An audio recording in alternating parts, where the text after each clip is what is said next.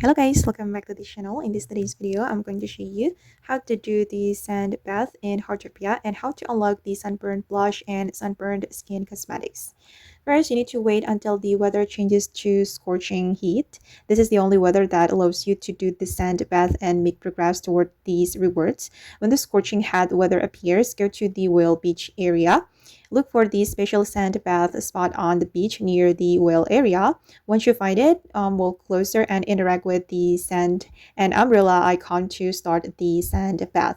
After starting the sand bath, your character will relax on the sand and you need to stay there for about 1 minute until the process is complete.